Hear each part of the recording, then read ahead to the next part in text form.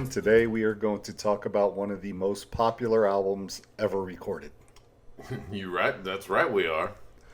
Dude, this album was on the charts for 313 weeks, second only to Pink Floyd's Dark Side of the Moon. Baby. Yep, that's right. 6 consecutive years. Yeah. That's insane. It is insane. Because we think of albums like Thriller and the Eagles' greatest hits as having that kind of Staying impact. power and longevity, yeah. But in terms of when it was released until it fell off the charts, this album, Carole King's Tapestry, was such a force in the 70s. Because when I think of the 70s, I think of Dark Side. I think of Fleetwood Mac's Rumors, the Bee Gees. Carole King doesn't really come up in the conversation a lot, but she was such an important part of the decade. Oh, yeah. Not only an important part of the decade, because we've discussed this before, even leading to this when we were fleshing out our list. And if anyone's wondering, yeah, I chose Tapestry. Because I believe if you are a true lover of music, there are certain albums that you must own / acknowledge, learn, listen to, recognize. Well, I'm going to tell you a dirty little secret, man. Until you picked this album, I'd never heard the entire album from front to back. And that's why I suggest, because we do this, and even though we're doing this here, this is what we do, as you know. And one of the other albums that I've mentioned to you that every true music lover must own, Miles Davis, Kind of Blue.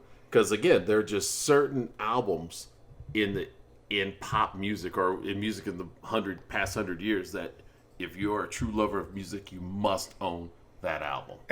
And when I first heard this album, it was last year. It was a year ago when I listened to it from front to back. And what I was struck by, and we're going to talk about this more in depth on the show, was that every song on the album is driven by the melody. The instruments are there, but only to serve the melody. Sometimes a song is created as a platform for the instrument to show off. That's not really the case on this album. Yeah, and that is because Carole King is a songwriter, first and foremost. And is she? Look, let me throw some numbers here. Over 118 hits on the Billboard Top 100 were written by Carole King. Yeah. And 61 hits in the UK. See? Rock and Roll Hall of Fame, Songwriters Hall of Fame. And her famous writing team was with her first husband, Jerry Goffin. Yeah. Okay? And they were responsible for hits throughout the entire decade of the 60s. And we're going to talk about them in a specific song. So I'm going to hold off on listing all of their accomplishments. Cool. But let's look at what's going down with Tapestry itself. 25 million copies sold worldwide. Certified diamond with over 10 million copies sold in the U.S. 4 Grammy Awards in 1972, including Album of the Year. Yep. I mean, this album is insanely, I don't know, I'm at a loss for words, insanely credited, insanely overachieving. I don't know. It's kind of miraculous when you think about all of the things that this album brings to the table with such a reserved statement. The album's a very reserved album. Yes. It's not big and bombastic like Dark Side of the Moon. It's very soft. It's very melancholy throughout. And that's what kind of strikes me is it's not this big musical statement. It's not the Bohemian Rhapsody it's not, of soft you're rock. Right. You are so correct. It is not as flamboyant or in your face of what we're used to when we think of big albums. I mean, to a point where you can listen to this. I can imagine being in the 70s, hearing this over my transistor radio and still being able to hear each track. Right. You know, and not have to sit with my headphones on and to try to isolate the piano and the bass, the guitar. Right. No, it's sparse, it's there, and raw, not in a negative sense, but because it's exposed, it's transparent. What you hear is what's there. There's no sugar or studio magic added. The only magic is what Carole brought, which is the songs. So the album was produced by Lou Adler, who was famous for producing the Mamas and the Papas in the 60s. He also did a Rocky Horror Picture Show. Sorry, blanked out there. Yeah. I was like, you're the one who told me. Yeah, I just told you, yeah. And Cheech and Chong, which were insanely popular comedy records in the 70s as well. But then he also, if you ever watched Lakers games in the 80s, 90s, and 2000s. Back when Magic was there and they were and then awesome, Shaq and Kobe. Rambus. He's the guy who sits next to Jack Nicholson at all the Lakers games. See, and I always wanted to sit next to Diane Cannon, but hey. Right. So look, when you look at this album cover, it's Carole King in the corner, looking all sad and lonely, right? Ouch! That album cover fits the mood of this album. It really does, man. It's not a happy album cover, but it's not sad. It's just reserved. Yes, reserved. About to say, because I like the cover, but you hit on the head there. It's reserved because it is not sad. It is reserved. Now, let me ask you this, because I told you I just listened to the whole thing last year. I've heard the hits. Yeah. Plenty of times. When did you first hear this album? Like where you said, "Oh my God, I got to hear this whole album." It was it was at the turn of the century. Okay. It's crazy that we can actually say that. Easily 30 years after it was made. Yeah. No, Okay. yeah. Because again, I did not grow up. Carole King was not being spun in the Williams house. Gotcha. Everyone that Carole King listened to and admired was being spun, but yeah, we didn't have Blue Eyed Soul playing in the house. I got you. Okay. Now, with that said, it's not that my family's not open to it. Because I pop Tapestry on now. My mom will sit there. I can play the whole thing. My dad will sit there, but he's deaf anyway, so it doesn't matter. But yeah, good. My parents always loved good music. Right. And this album, well, despite the fact that I think it's a great album, clearly with the stats and the numbers you just read. A lot of other people love it too. Yeah. What I love most about Carole King is, one, she's a beast. Because like I said, first and foremost, she is a songwriter. But she's no slouch on the piano. No, not at all. Yeah. And we're going to talk about that in detail on the songs themselves. Yeah. And just throwing something out. I read she recorded an album with B.B. King leading up to this. Oh, wow. Yeah. Because she's a songwriter. Like a songwriter. Like, okay, I wake up, I'm sitting down at the piano. I'm a machine. I'm cranking out songs. Right. A songwriter. That is her. Now, what I admire about that, she was a songwriter at a time when it was a male-dominated profession. Absolutely. For no reason other than it was a male-dominated profession. It didn't have to be that way. And so she made her way. I would even dare say she blazed the trail. I don't know if she was the first or not, but she definitely made her mark. Oh, no, there's no doubt about that. So, well, let's jump into the songs. Go for it. Okay. So, song 1, side 1, I Feel the Earth Move. This is a double A side with another song on the album, It's Too Late. And this double A side, number 1 for 4 weeks. Yeah. Now, Okay. Notice you said double A.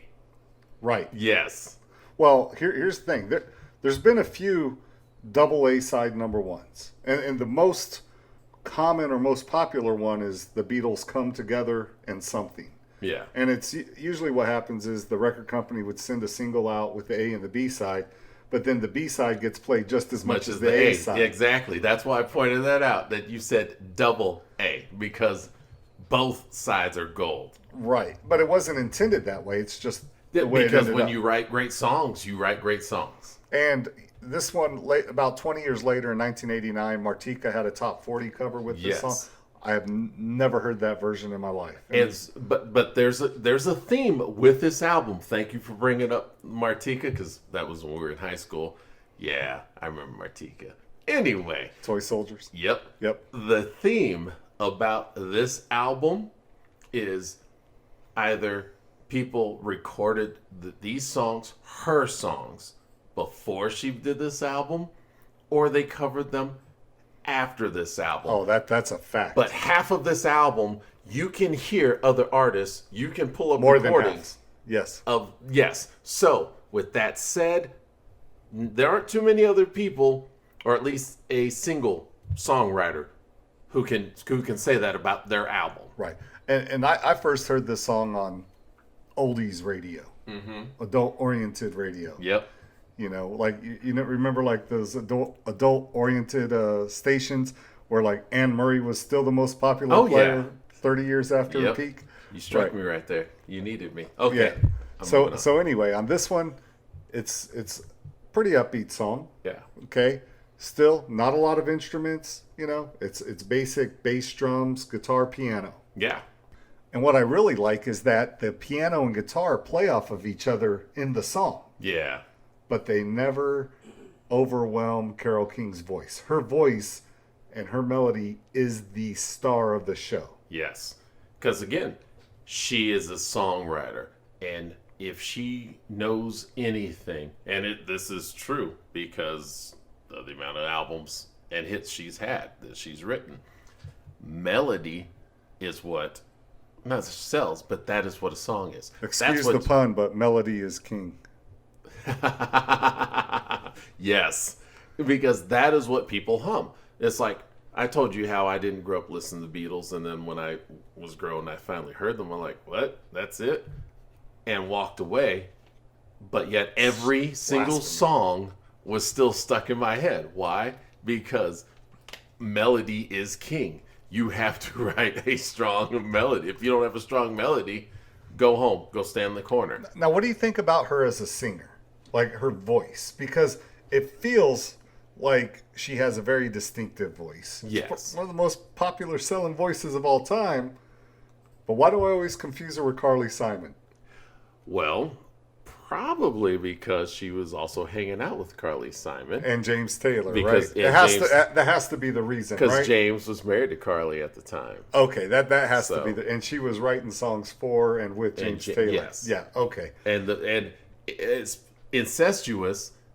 The players on this album were concurrently in the studio recording James Taylor's album at the same time. Ah, okay. And again, because she was a songwriter first and foremost, so James Taylor was also one who encouraged her to go out in front and sing her songs. And she actually had a trio in the late 60s with James Taylor. Taylor and the Flying Machine. So I found that on Wikipedia, just so you know. Nice. I was really shocked about it. I mean, it makes sense. They're all playing the same kind of AOR, soft rock. If not for her sound, we probably wouldn't have a James Taylor. So I said that. I'm that bold. Yeah, you're wrong in the sense that the James Taylor was signed to the Beatles label. Yeah, but I'm not a James Taylor fan, so I'm not either. So let's move away from James Taylor. Now think about this though. I Feel the Earth Move is very upbeat, very uplifting. I almost feel like she could have written an album because she has 118 top 100 hits. She could have written an album that was very upbeat and uplifting instead of melancholy. You see where I'm coming from? She could have written 10 I Feel the Earth Moves and it would have just been a happy album. It would have been Happy Tapestry. Well, I'm pretty sure she wrote 10 of those I Feel the Earth Moves for everyone else and their mama, and she said, you know what? This is for me. Okay. And this is what I want to say to the world. Yeah, and you know what's crazy, man, is that she had written her earliest hits when she was 18 years old. Yeah. So when she's singing this album, she's still only 28, 29 years old. Oh, yeah. And it feels like it's written by someone who's so much older. This song, every song. And again, she is a machine. Well, like when we discussed Prince, starting early, and when you are hunkered down on it, and I'd read somewhere that it takes 5 years to get to a point of not necessarily mastery, but of a high degree of competency towards something. So, with those numbers you just said, 18 making this album, yeah, 5 years came and went in that point where she was just hunkering down and writing and cranking out. She wasn't 18 when she wrote this album. No, not this one, but I'm saying from the time you said from her first hit at being 18 till the time she released Tapestry. Right. Yeah, 5 years had come and gone. So, and considering she just hunkered down and was just the machine cranking out song after song. She had already been divorced. Yeah, cranked out kids. Like, so she'd already lived life. Yeah, so not only did she have the competency of songwriting structure, but now, yes, she had real life and experience that she could inject into her writing. Well, let's go on to track 2. And we talked about melody and how she is a master of melodies. Yes. Well, this song, So Far Away, this was the second single, and this only reached number 14 on the charts. Okay? But still, top 40 hit. And it also had James Taylor on acoustic guitar. Yep. So they're hanging out, best of friends. And from an atmospheric standpoint, so much melancholy. Man, this song makes me sad, Ken. 50 years after it was written, it's still making me sad, man. Well, I'm going to say this right now. I know we normally don't do it up front. You can do it. But I'm going to, because I have to. This is my favorite Carole King song, not only on the album, of all time. Okay. And why is that? I'm gonna just shut up and I'm gonna let you explain why. It's one thing to say, oh, it's my favorite, but there are reasons, there are moments, there are feelings. Yes, the feeling it evokes, the sound. Now, yeah, I'm a musician, this and that. I have not analyzed the song. I could not rattle off the progression to you right now, other than she and this album, large play of melodic minor, yada yada. That's here nor there. I love what she does on the piano and the way she sings. Pretty much the title of the song, So Far Away, and she holds it out. Doesn't anybody stay in one place anymore? And it's when like when she's drawing those words out, she's getting across that idea of being far away. Yes. Right. Yeah, and though she's singing, it's like she's talking / communicating with you, because you can identify with this song on any level. You don't, even a child can identify with missing someone and hoping they were around. And from a music standpoint, another very sparse song. Yeah. However, at the end of the song, when it's fading out, you got the flute coming in. I love it. Very familiar to AOR radio in the 70s, soft rock. Yes. Oh, you want to let somebody know that your song is sad? Just add that flute in there. The Carpenters did it. Captain Intonil. Everybody's playing that flute at some point in time in the 70s, man. Jethro Tull, but anyway, whatever. but still, no. This is a really beautiful song, and honestly, after listening to the whole album, I feel like she should have just ditched the Tapestry title and just called the album Melancholy. And I think we all would have been happy with that, because we would have known what we were getting ourselves into. Okay, feeling all special inside, weird. That's how I feel about this album, man. I'm sad. I'm doing the show, and I'm kind of sad because I was listening to it earlier. And then after I listened to the whole thing, I was like, man, I'm really depressed right now. God. Anyway. But it's not a depressing album, though. Okay. Well, let's move on. This is not a depressing album. It's real. It's a real album. It's not Okay. depressing, but it's real. As we get to track 3, Let's flip it to track 3. The other A side of the number 1 single. Yeah. It's Too Late. Yeah, as I said, not depressing as we get to track 3. Which but is real. super depressing. It's real. This is real, man. That is life. Hey, and what's crazy, man, is we're talking about her instruments. This song opens up with her on the piano and some congas. Yeah. Okay, so now they're throwing in the soft rock congas. This isn't the Caribbean, let's dance. This is soft rock congas, just to set that mood. And look, this song right here, I've heard this on oldies radio stations for decades. Okay, I never really listened to the way the instruments played with each other, how they danced off of each other. And I really think it works beautifully. I mean, there's a point where Carole King, this powerful voice, powerful songwriter, steps back and she's letting the electric piano player, because there's an electric piano that she does not play. No. She's letting the guitar player and she's letting the sax player all dance off each other before she brings it back in with another verse. Yep. And that's what I'm hearing. And I'm like, oh, wow. Not only is this song making me sad, but it's making me musically happy. How can it do both at one time? Yeah. So I remember, or vague memories, I should say, as a little baby Ken, hearing this song, but not by Carole King, by R&B artist. Who was it? Do you know? Do you remember?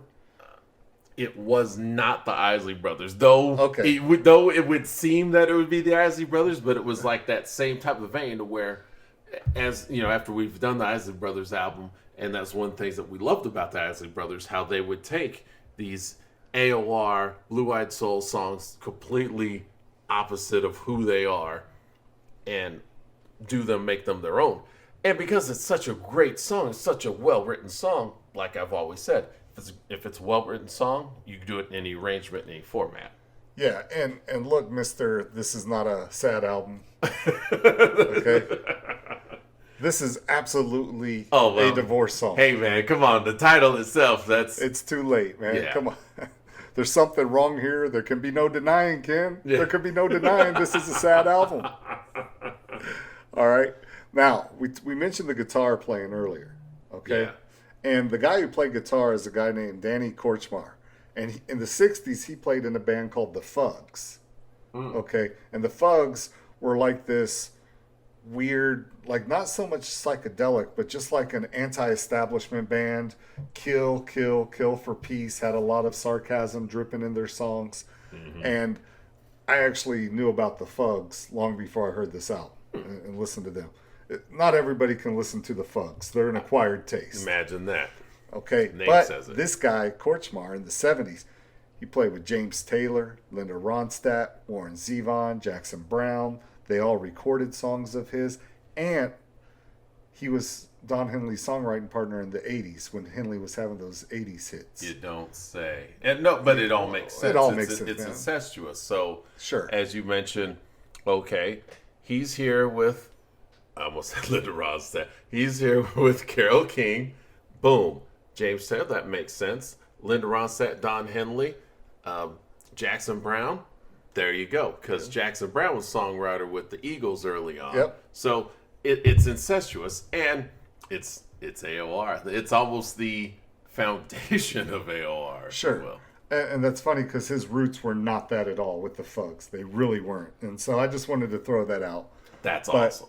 But having said that, if you read on Wikipedia the background, this was the more popular song between this and I Feel the Earth Move.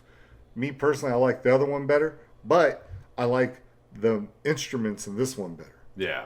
Like I like the melody of I Feel the Earth Move better because it's happier. All right? It's not so damn depressing. Yeah. But musically, this is a better song. I'm just going to say that. Emotionally, I'm going to go with the other A side. Musically, I got to give this one the props. I still like the fact and acknowledge and recognize I can still remember hearing other versions other than Carole King. So that's what sticks out. And again, like I said earlier, the fact that this is her album, and there are other versions of these songs that are floating around that were prominent. Okay. Just speaks volumes to her, the depth of her writing. Well, since we're in such a happy mood, let's move on to song 4. Another really happy song. Oh my God. This is where I was cuddled up on my bed with my pillow, holding my pillow in the fetal position. Yes. Home Again, song number 4. Dude, this melody, this song, that piano playing, it's all stabbing me in the heart, man. That's because with this one, though, unlike It's Too Late, well, that one was real. That was raw. But this one is real, but this is the underbelly. Because it's not as finite as It's Too Late. I don't understand what you mean by it's not as finite. Well, Home Again, about wanting them to come back. Okay. There's so you're saying It's Too Late, the marriage is over. Yeah, This one is just too I'm late, missing it's you. done. Yeah, this one is till you're home again, till you're back. Okay, now I see where you're coming from. I was like, So this one has hope to it. there's hope, man, but still. Oh, It's still a story of isolation. Again, underbelly. It gets you. It's right in between your armor. Now, look, you can't get away from this one. when I heard this, if you don't hear Carole King's voice, let's say we just listened to the instrumental track, I would easily say this could be an Elton John song, and I wouldn't even think twice about it. Because Elton John was the king of this early 1970s. Number one album after number one album for like 5-6 years straight. Yeah. You cannot release Greatest Hits album Volume 3 if you ain't cranking out hits. But he had volumes 1 and 2 before the end of the 70s. But you know what I'm saying? Oh, absolutely. Yeah. But that's what I'm saying. So this, and I'm a huge Elton John fan. So when I think of a song with a beautiful melody, with that piano just hitting me in my heartstrings, I think, okay, Elton John can do that. Yeah. And then when I hear Carole King sing this song, I'm like, man, this gives me that Elton John feeling. Because this song grabs, like I said, the underbelly. This one gets right around your armor, and it touches you. Now, there is a lyric here, okay? Because it says, snow is cold, rain is wet, chill my soul right to the marrow. Yes. I won't be happy till I see you alone again, till I'm home again and feeling right, right? Yeah. And so when I read that, I'm thinking, okay, that has to be a background singing or something, right? And I was just looking at it, and I was like, I won't be happy till I see you alone again. It's almost a bitter song. You see where I'm coming from? Like, she ain't looking for someone to hug. She's wishing someone ill will. I wasn't thinking so much the ill will, so much as till alone, as far as till she sees them without everyone else around, without the family, without being at the holiday party or whatnot. You're probably right, man. It's just I'm already in the fetal position. Yeah. Alone, all sad on my bed, just thinking about how depressing this album is. Because, the thing that as far as the lyrics go, she keeps saying about chills her to the marrow. Yeah. That's instead of to the bone, but, your bone inside your bones. Not just to your bone, but into the core of your bone. I think you're right, man. It's like her cool demeanor radiates in this song. It's just happening. Anyway, let's move on to track 5. Now this one, okay, this one is another pretty melody. The song is called Beautiful, song number 5. Yes. All right. And every song she's adding a little bit of different instruments into the mix. We heard the congas, we heard the sax, the flute. Experiments with instrumentation. So now she has a synthesizer on this one. And I was reading some reviews of the song, and the critics, even though a lot of them liked the song, they did not like that synthesizer on this song. Well, the early 70s synthesizer, it left much to be desired. No, it doesn't I agree matter with you. who uses it. Unless it's The Who. The Who did amazing things with the synthesizer. in Wow, you went to 1971. the Who. I was going to say Stevie Wonder, but okay, we'll settle for the Who. Dude, Who's Next is one of the greatest albums of all time. Yeah. Anyway, the point being is they weren't happy. But what I find strange about this is that she has all of these beautiful melodies. This is another great melody. Yes. And it's almost like, well, you didn't need it for the other songs. You didn't need it for this one either. I think it's just a little bit too much cocaine. You know, her and James Taylor hanging out with the cocaine. Ouch! Saying, ooh, let's do that synthesizer. So, I'm going to give you a tangent before I go to the synthesizer because I did mention it. Is it about cocaine? Oh, no. Oh, okay, keep going. Family-friendly show, Ken. Yes, that's why. And my favorite track, going back to track 2, because, again, I love this album. In the mid-late 90s, The Gap had a commercial campaign with artists, and they had Carole King playing So Far Away, but her daughter was singing it. And I'm sure it's on YouTube because we're in the 21st century. Pull it up, you'll love it. Second, this song, I don't know if it's been used in commercials. Mm-hmm. And I will say female-centric commercials like makeup or whatnot. But if ever there were, I don't want to say a mantra, but a pep song. Because, again, so with Carole King, that I love about this album and the fact that she is a titan, that she blazed her trail in a male-dominated field to where she stands above them now. This song, Beautiful, if there were an anthem, this would be it. Yeah. Okay. I'm trying to think of the lyrics right now, but it's the clever line. You're beautiful. Trying to think. Yeah. Da, da, da, da, da, da, da. And it keeps repeating. You're beautiful as you feel. There you go. You're gonna find you're beautiful as you feel. You know, just the affirmation over and over. And you know what, man? I know you're looking at me funny, like I'm just cheesing. I'm really not, because look, 40-something years later,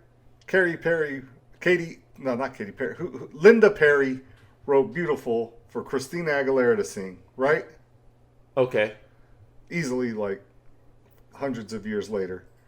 And it's the same theme. Yes, it's the same. It's the beauty inside, not outside that matters. The same challenge, yes. Right. Because these are the things, and as fathers of daughters, man, this is the thing, it's the same challenge. The same thing we face today in 21st century.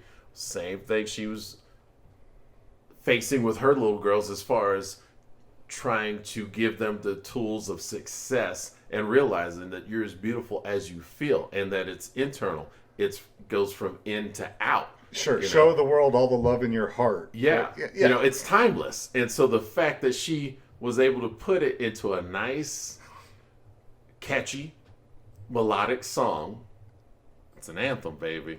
Okay. Well, let's move on to the next song. Yes. We're still on side one. Yes. Because this is a classic album. Way Over Yonder. Dude, this is Carole King going to church. We talked about it before. Aretha goes to church. Gladys goes to church. Yes. Either one of them could have easily covered this song. For me, it's the most soul-filled song on the whole album. That's because it is, yes. Absolutely. Dude, one of the great cover artists of the early 70s, actually throughout his whole career, but through the 70s, was Rod Stewart. Rod Stewart would take other people's songs and make them his. Yeah. He's really great cover artist. Believe it or not. Don't listen to what he's doing now with the jazz standards. But yes, back before. We're talking about rock and R&B, man. Yes, exactly. Dude, I think he could have easily lifted this for one of his 70s albums, and nobody would have blinked. They would have just said, nah, Rod Stewart needs to do this Carole King absolutely. song. But in the same vein, if this would have been on that Gladys Knight album that you and I talked about, Imagination, Oh, yeah. we wouldn't have blinked because it just fits. If Aretha sang this, like she's about to sing another song, yes, it just fits. And you know what? You touched that doorknob. You touched it. I wasn't going to go there, but I'm kicking that door in right now. Okay, maybe not kick it in, but. Yeah, this is Tapestry. We're going to gently open the Yes, door. we're going to gently open it. There are 3 female backup singers on this album. I have no idea who they are except for one. And it better be the one that I Yeah, don't and want to say matters, it counts, but Joni Mitchell. okay, yes, Joni Mitchell's one. Oh my God, who are you thinking of? On this song, Yeah. that ain't Joni Mitchell, man. No, she was on her song. That's why I was asking. Who is it? Mary Clayton. I don't know who that is. I know. And so this is where, okay. That's why I said Joni Mitchell? No. Who's Mary Clayton? The Stones song, was it? Just Give Me Shelter. There you go. Yeah. Once you said the Stone song, I knew exactly what I was song about you to were say, talking so about. come on now. That's not Joni Mitchell. I'm just saying, those pipes, the song. Absolutely. Yeah. Yeah. Mary Clayton. Joni Mitchell is a different kind of singer. Different kind, yes. Okay, I didn't know that. Apples and That oranges. is one of the coolest things that I've ever heard in my life. That the same woman who was singing duets with Mick Jagger. Turns around and Who sings was with Carole pregnant King. at the time when she sang those duets, when she recorded Really? with Jagger? Oh, yeah. On Let It Bleed? Really? She's big as a tent, man. She was like ready to pop. Okay. Yeah, that parasite was all ready to come out.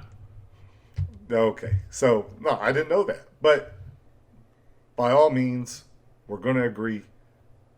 Carole King goes to church. She's going on this song. Yep. Yep. Okay. Dude, and this is the last song on side one. That's 6 songs. 1971, 6 songs, side one. That's a great way to go out on side one, going to Yes. church. And that's probably why they did that, because, again, that was back when we still had a side A and side B, 1 and 2. Sure. You know? Well, she had a lot Finish to strong. say. Yeah. And we're going to talk about the overall album. Look, this album sold 25 million copies. I can't edit the album. I want to, but I can't. Yes, The it's success made its is mark. there. Yep. But this is absolutely a great way to end side one. Absolutely, brother. So let's go to side 2.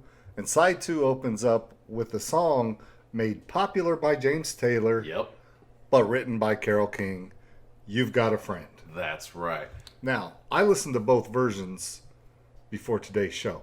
Okay. And here's the big difference. The one on this album, it's all piano, because that's what Carole King does. She sings and Yeah, plays piano. Exactly.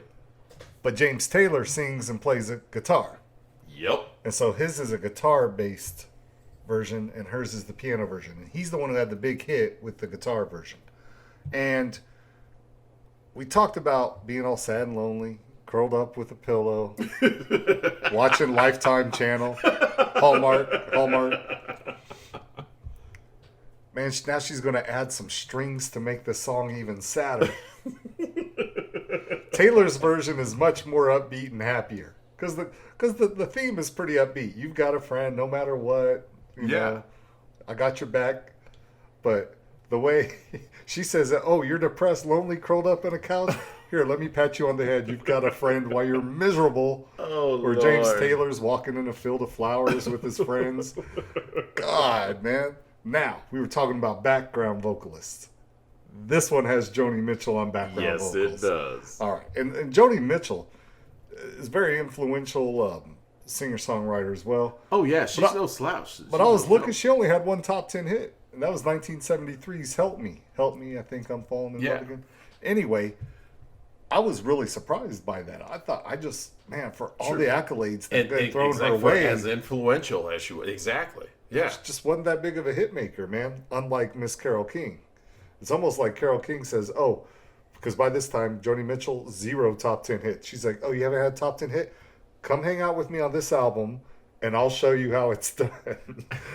That's how it felt. Because this is a huge hit Yes. for James Taylor. Yes. As far as Joni Mitchell, different trail, because again, blaze her trail. As far as, maybe not the chart placer, but people are listening to my music, artists are listening to my music, and her influence. Janet Jackson sampled Joni Mitchell because she's a huge Joni Mitchell fan. Now let's get back to James Taylor here. Yes. Why aren't you a fan of James Taylor? Because I'm not either. But people love their James Taylor. Oh, yeah. And the thing is, People love James Taylor. I don't dislike James Taylor. So my professor from when I was in school, when James Taylor comes to town, he requests my professor to be his accompanist. Okay. You know, and he's like, "Hey, I'm playing with James. You want to? Nah, I'm good. I just don't. That it just doesn't blow my skirt up. I'm just. I have nothing negative to say about James Taylor. It just doesn't blow my skirt up. I will again. You'll never hear me bash James Taylor because clearly he's doing it. And hey, when you get to hang out with Carole King, and you are there and you're making music with Carole King, you don't say anything bad. You acknowledge and you recognize. And then we move on. And we press. Second song on side 2. Okay. Where You Lead. And this one is another upbeat song. Man, we've heard a lot of sad songs. And Where You Lead is like, okay, I'm getting up. I'm dusting myself off. I'm going to keep on getting back on the grind. Well, you know, I would say that it is side 2 because you've got a friend. I know it hits you in the feels, and that's Now, a side great 1 thing. hit me in the feels. But because you're still You've got sad. a friend, I'm just comparing and contrasting her and James Taylor because I'm not a fan of that song. I love Carole King's version much more, though. And I love the fact that James did it simply because she wrote it. Because songwriters, they don't always get the credit necessary. Sure. Necessarily, they don't get credit, but they are a force, almost a force of nature. You can't have the music industry without songwriters. Very rarely does a songwriter successfully cross over from a songwriter to be able to be a performer, singer of their own songs and deliver them. You know, it doesn't. And more so back then. Yeah. Yeah. And so, But let's move on to this song right here, Where You Lead. Now, we talked about people who cover her songs. Dude, Barbra Streisand covered this one, and it barely snuck into the top 40, right at number 40. Yeah. But this, very upbeat song. Musically, you can hear that electric piano, Carole King's regular piano, and the guitar. Once again, they're dancing together. And she's weaving in these musical tapestries. There you go. Right. But they are. It's happening in this song. And it's just another example of Carole King not settling into one sound for the entire album. There's a feel, an atmosphere to the whole album. But musically, she's getting it. She is attacking the studio with everything it has to offer. Saying, oh, conga's here, electric piano here, saxophone here, right? We're going to make these musical instruments dance with each other. Oh, yeah. Regardless of the song. Because you also got to remember, she was no stranger to the music studio. Right. So it's almost like Jimmy Page. By the time she's doing this, whereas, you know, they were there for other people, supporting, and then it's like, okay, I know what I like, I know what I don't like over what I've observed over the years. I'm doing my thing now. Boom, make it happen. Yeah, and this is almost the answer to It's Too Late. Okay, it's too late, everything's falling apart. Yeah. Here, she's found love, she's excited, she's happy, she's ready to go. Right? Yep. What more can you ask? Let's move on. Because, dude, we're going to actually talk a lot about this next song. There you go. But not because of Carole King's version of the song, but because this song, Will You Love Me Tomorrow, was such a huge hit. But it was a hit in 1960. And it was a number 1 hit by the girl group, the Shirelles. Yep. So this song was, as you would say, a beast. Yeah. And it was written by an 18-year-old girl. And so what I love about this version is because, yeah, she knows what it sounds like when it blew up. Because, again, she was probably there in the studio when the Shirelles recorded it. Maybe, yeah. But now what we're hearing on Tapestry is what the 18-year-old did when she was sitting at the piano in her parents' house and when she wrote this song. That's right. It's almost, I hate to call this one a demo, but it's almost like, here, I'm going to give you the demo. And I don't want to keep going into that because we're really going to talk about that on the last track on the Yeah. album. But I listened to both because I'm like, wait a minute. The hit is the 1960 version.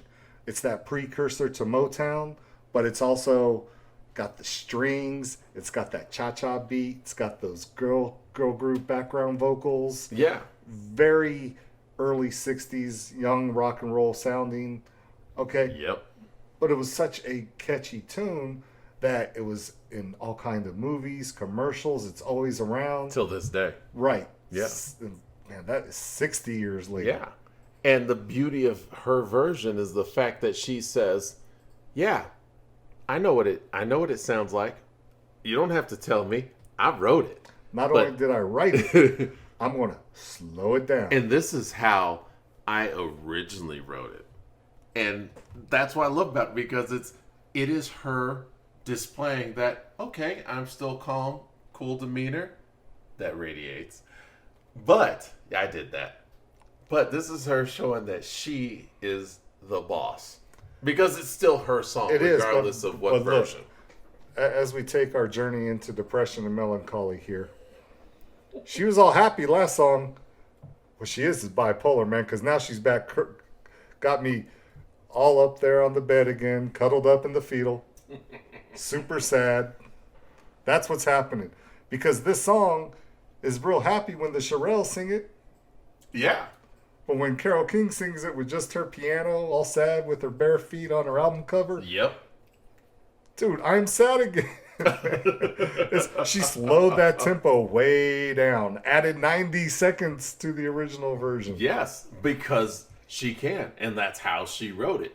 And I love that fact because, again, it is her saying, yeah, yep, that was my song. It did well, but this is how it was originally written. And she wrote this with her husband, her first husband, Jerry Goffin. Okay, and Goffin and King, dude, they had so many hits. I'm just going to read Share you. with us. Dude, Will You Love Me Tomorrow by the Shirelles. Take Good Care of My Baby by Bobby V. The Locomotion by Lil Eva and later Grand Funk. Yep. Go Away Little Girl by Steve Lawrence. All #1 hits. Okay? One Fine Day by the Chiffons. Up on the Roof by the Drifters. Don't Bring Me Down by the Animals. Pleasant Valley Sunday by the Monkees. And the last song of this album, which we're going to save, by Aretha. Yes. But, dude, I'm telling you, like, these guys just kept writing hit after hit after hit. Yes. Songs that are just in the public consciousness for decades. Yeah. Such an amazing talent. And look, man, I'm picking on her for making me all depressed. But she really was a great songwriter. Titan. Because a titan songwriter. Because if she didn't make it a hit on her own, like this album, someone else did. Yeah. Like James Taylor or Aretha or the Shirelles or who else? Who else did I mention? Grand Funk. Whatever. You get the point. It just happens because she knows what she's doing. Yeah, and that's why I love it when she, like with this, Will You Love Me Tomorrow? The fact that it sounds nothing like the one we're It's a used different to. song. Yeah, and It evokes different emotions. It evokes different memories. yes, and I love that though, because it's the fact that if it were anyone else had done it with the song, you'd be like, oh, you can't do that. But because it's her song, She can do whatever she pleases. exactly, and that's what I love about it, is the strength. Well, you know me. I walk in your door talking defiant like that, and that is her form of musical defiance. It's not even defiance. It's just the fact that it's hers. She All can right. do what she wants with it. All right, well, let's move on to the next song on side 2 on this album that we're covering, Bipolar. And this one is called Smackwater Jack. Yes. Smackwater Jack. And this was released as the B-side with So Far Away or double A-side, but I think this is probably the B-side. Oh, this is definitely B-side. Right. Dude, to me, this is Carole King with a cigarette hanging out of her mouth, sitting in a dive bar, probably barefoot still. Yeah. Okay? Yeah. But, dude, she is letting it loose on the piano. My man Danny Kochmar is letting it loose on the guitar. Look, I said earlier that you could easily hear Elton John playing a song, right? Yeah. Elton John and his lyricist Bernie Taupin would write stories. Yes. Their songs weren't just songs with verse, chorus, verse. They were, but they were stories. Yes, such as This one. exactly. I can't stress it enough. This sounds like a Bernie Taupin narrative. Like Bernie and Elton wrote this song. And hey, look. Her and that man we just talked about, Hey. Jerry Goffin, wrote this song. And you know what? It's all great company. You know what I'm saying? Yeah. But this, look, you're a guitar player. You're hearing Kachmer play on this album. What are you thinking when you hear this as a guitar player? I'm thinking he's play. If he did not play what he played, then he had been smoking crack because this song says, I mean, he's not doing anything earth-shattering or groundbreaking. Right. But he is playing exactly what this song needs. He's completely playing. But I'm to not just the talking song. about this song. I'm talking about the whole album because you're hearing them the whole album. Yeah, and this other than this song, the previous songs, he is defining, like I said earlier, that sound of FM radio. Gotcha. Okay. Because so in you go through music school, you touch on James Taylor and Carole King, and it's yes that AOR, that 70s FM, the use of melodic minor. Not gonna get just hit that I believe button on it because it's like, okay, so melodic minor, Johann Sebastian Bach, okay, Carole King, James Taylor, oh, okay. So yeah, successful uses of melodic minor. It was just a few centuries between the two, nothing more. All right. Well, let's move on to track 11, Ken. Okay. Once again, I'm sad. I'm no longer happy. Yes. Like, I'm not on that adventure with Sweetwater Jack. And I gotta agree with you on this one. Smackwater Jack. Whatever. Yes. Sweetwater. Anyway. And now we're back in this album that we're covering. Depression, melancholy, and bipolar disorder. Anyway. Look. Why she have to get depressing again, man? I was feeling it. I was like, all right. She brings me up, takes me down. Brings me up, takes me down. I'm just going to be honest with you, though, with this song. It's too maudlin for me, man. It's too sentimental. It really is. I am not a fan of the title track. I love this album. Okay? Yeah. I think there are some amazing songs. I think 2 songs should have been scratched, but we'll talk about that at the end of the show. And this is one of them. But then if you take off the title track, what do you call it? Melancholy. That's what you call it. Ouch. Depression. So Anyway. I will agree with you to the point where when I turn of the century and I first listened to this, so yeah, this is my least favorite track on the album. But with that said, as I've gotten older, because, we get older, we're able to hear more. I'm old. I'm sad. I'm depressed, Ken. You are now. But as I've gotten older at listening to this song, it speaks to me a little bit more in that, okay, she's talking about how her life is like a tapestry. I'm like, okay, I feel you. A tapestry, they make it, they weave it, a bunch of parts, a lot of things that come together to make this one beautiful piece. Okay, I feel you, girl. I feel you. I'm down with you. So that's where I am now, 20 plus years later, listening to this album with this song. I'm going to tell you where I'm at right now. Okay, tell me. I'm okay with this song never being heard again. I'm going to make a Carole King playlist without this song. Because, and here's the thing. I get everything you're saying. Lyrically, it's fine. Musically, I think that it just doesn't stand up to the rest of the album. Fit. No, it does not.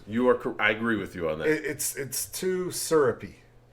For the rest of the album, even if it's upbeat, but it feels kind of dangerous, man. This Carole King banging on that piano. Or if it's sad, man, this girl's got me sad. But this song, it just makes me think, like you start to cringe listening to her. That's how I felt listening to this song. And a lot of that AOR soft rock from that time period can do that to you. The worst of the Carpenter songs make you have that feeling. Yeah. And that's where this felt to me. Joni Mitchell can make you feel that way. Yes. I can see why she would put this on the album. And even though it evokes this from us, you know, the feelings that we have toward that track, I still agree with her putting it there. I'm still glad. I'm thankful and grateful that she placed it there. I'm okay with it, man. I'm just being bitter. It's okay. Because she's making me sad. And since I'm so sad, Touching them feels. might as well go to the very last song There of you this go. album. Because you know what? That was a great penultimate because she just set us up for this track right here. That was not a great penultimate song, man. No, it wasn't. That was a bad song. Okay, last song on the album, track 12. One of the greatest songs ever written. So, I'm going to say it now because I've been holding back. Talk to me. Another reason why Carole King is also probably one of the greatest songwriters of all time. Because when Aretha Franklin says and decides that she's going to record a song that you have written, no matter what has come against you before that, it is done. Boom. You've received the seal of approval for life. Okay, look. The song we're talking about is Aretha Franklin's, Well, Carole King's song. Carole King's song, You Make Me Feel Like a Natural Woman. And the great thing is that no one's ever heard Carole King sing it really unless you listen to this album. But Well, at least 25 million people did because they bought this album. yes, but the whole world knows Aretha Franklin's. this version of this song. How many people do you think know that song from those coffee commercials? It's whatever it was. Yes, It was coffee, wasn't it? it was some commercial. Where they're getting up in the morning, sipping their cup of coffee, wasn't it? I don't know what commercial it Was was, it chocolate but bars? or pantyhose for all I know. Oh, was it pantyhose? Point is, it's a product that we're not even into, and Yeah. we know it. But dude, one of Carole King's greatest triumphs, another Goffin and King hit. Yep. Okay, Aretha made this a top 10 hit in 1967. Timeless. When you compare the two songs, they're both great in their own ways. Yes. And I'll just say it now, I prefer Aretha's version because it's Aretha. Yeah. But And- look, because one, Carole King has a great voice, but you can't top Aretha's voice. And that's what I love about it, because even Carole King will say, like, well, duh, that's Aretha Franklin. That's the greatest singer to walk the earth. That's why we gave it past- to Aretha. Yeah, in the past 100 years. No one else. Aretha Franklin, the only live album that we're even doing is an Aretha Franklin album. Well, look. So, look, Aretha Franklin, we got the drum beats. They're slow, they're deliberate, but you hear the drum in Yeah. the Aretha version. Then you got the entire band coming through in the chorus. You got those background girls singing Yeah. at the right times. Yep. They even get this string arrangement, and it's not an overdone string arrangement. It's a very subdued string Yes. arrangement. And Aretha's version just works on all levels. And that's why 50 plus years later, it's still one of my favorite songs of all time. Oh, yeah. Okay? And I feel like we're almost shortchanging it only in the sense that that's a song that normally we would do on one of our singles shows. Yep. It's that great. No, yeah, absolutely. But then we get to Carole King's version. And it's Carole King and a piano. That's it. Yes. And I love is it. her and the piano and her dirty bare feet. And that's all she's got. Because again, we're hearing what she wrote when she wrote it. It's Absolutely. like, this is what I wrote. Yeah, you know what Aretha did with it, and that was great. I love how she took my song and took it to the moon. I love the fact, her saying, yeah, I love the fact that Aretha Franklin liked my song enough to where she said, yep, I want to record this song. I'm taking this song all the way to the top. And the significance of that Because again, we love music. This is what we do. We love Aretha. Aretha Franklin, first woman inducted in Rock and Roll Hall of Fame. So Led Zeppelin signed to Atlantic Records solely because of the fact that Aretha Franklin was on the label. Eric Clapton has toured in the 70s, toured with Aretha Franklin. Why? Because she said, Eric, tour with me. Boom, drops everything. The Stones, not all of them, Keith, and I think it was Ronnie Wood at the time. But says, hey, what y'all doing? You busy? Tour with me. Boom. Oh, what do you need, Aretha? You want me to slap my mama? I'll do that too. She is a musical force of nature. It's Earth, Wind, Fire, Aretha Franklin. I said Earth, Wind, Fire because that's actual elements. But you realize what I'm saying. You cannot have music in 20th century without Aretha Franklin. Oh my goodness. And the fact that she loved this song. Hey, if you wrote a song and Aretha Franklin loved it and recorded it and took it to the top, boom. But look, what Carole King did by stripping it all down, She just said, laying it out this there. is what I did. This is how it is, how I originally wrote this song. But that's from a musician standpoint. Yes, and that's why I geek out on. But from an emotional standpoint and from a song placement on an album standpoint, you couldn't have done it any better. Because for side one, man, it's too late. You're so far away. There's no coming back. Side two, I'm over it. I'm good. I found someone new. I'm moving on. Adios. And she's good. But just her and that piano when nothing else is there, when no one else is around. It's me and my piano and my 118 top 100 hits and my 4 Grammys and my 25 million selling copies of Tapestry because I am Carole King. And this is how it all started. Carole and a piano. Great way to end the album. One of the best closers we've had. Yep. And absolutely one of the greatest songs I've ever heard in my lifetime. Not her version, but just the song. Oh, yeah. And again, if it's a great song, doesn't matter how it's arranged. Absolutely. So look, this is what we're going to say. And I think people know. I'll just go first this week, Ken. Do it. Favorite song, Home Again. That's my song. That's my theme song. Gotcha. Wish I Was Home Again. Man, that's me on the road, just driving to nowhere. Done it 100 times, and I'll do it 100 more. Yep. It's just what I do. Least favorite song, by far the title track, Tapestry. Yeah. I'm out. Every other song I can listen to, even if I don't really like the song, like You've Got a Friend, I've heard the James Taylor version too much, but I like Carole King's version enough where I'll sit through it, let it play through. Yeah. Tapestry, man, I'm pressing that skip button. And I have to agree with you. Tapestry, the title track, is my least favorite on this album. But like I said, I'm at a point now in life to where I understand it better. That's called low testosterone, bro. Oh! That's where you start crying at Christmas commercials. Your kid says something and you start tearing up. Anyway. Thank you. All right. I'm just going to bring you back That's to it. awesome. There. But look, And your favorite song? And you know my favorite track, which is number 2, So Far Away. Very good. Very good. Now look, if you're a fan of Carole King, please leave your comments. Let us know your favorite Carole King song, your favorite song on this album. I would say let us know if you had a copy of this, but if you're listening to this, you probably, or someone in your family probably had a copy of this laying around somewhere. Yes, and if you don't, go out, get it, pull it up on one of the Pull it up on Spotify or YouTube. Listen have a link to it. Okay, great. So if you like today's show, please hit the like button. And if you want to hear more shows, please hit subscribe. Until next time, bye-bye. Peace.